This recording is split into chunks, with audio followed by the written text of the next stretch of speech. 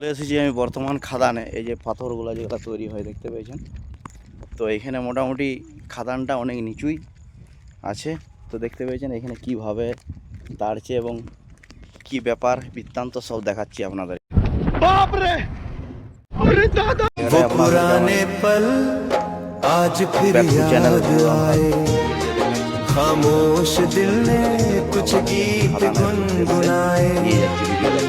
তো welcome to back to channel. যে আপনাদেরকে ভিডিওটা দেখাচ্ছি সম্পূর্ণ দেখুন যে ব্ল্যাক স্টোন কোথা থেকে বেরায়, কি ব্যাপার। এই যে মাটির নিচের থেকে কমসে কম 50 ফুট 60 ফুট নিচের থেকে বেরায়।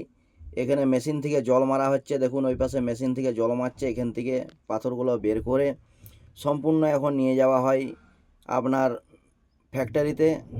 ফ্যাক্টরি থেকে মালটা পালিশ করা হয়, পালিশ করার পরে এটা গাড়িতে লোড দেওয়া হয়।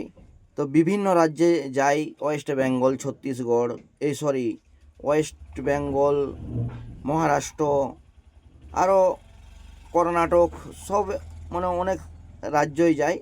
তো এটা ছত্তিশগড় স্টেট বাসিন বলে যে জায়গায়, সেই জায়গায় অবস্থিত।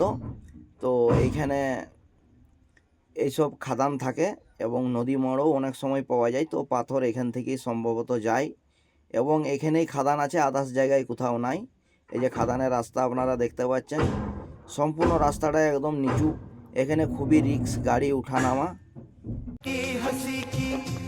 তো যাই হোক, মোটামুটি খুবই জায়গাটা ভালো। এবং আমরা যে পাথরগুলা ডাইনিং রুমে ব্যবহার করি, যেগুলো এই মাটির খাদান থেকে বেড়ায়, এই যে ট্রাক্টরটা আসছে দেখতে পাচ্ছি, ওই ট্রাক্টরটাই মালগুলোকে উঠিয়ে নিয়ে যেয়ে ফ্যাক্টরিতে নিয়ে যাচ্ছে, ওইখানে যেয়ে পালিশ করছে মালটা।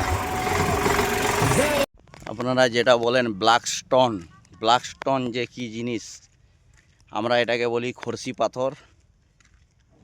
এটা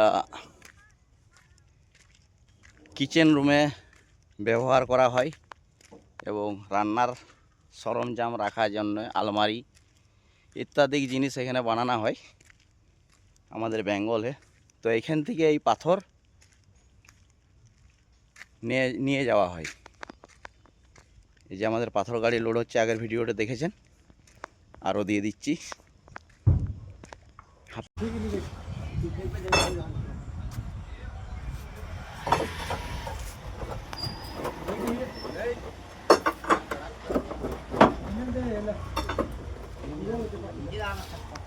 গেলাম উপর থেকে উঠতে উঠতে, কমসে কম 700 মিটার নিচে হবে, ওই জায়গায় পাথর বেরোচ্ছে।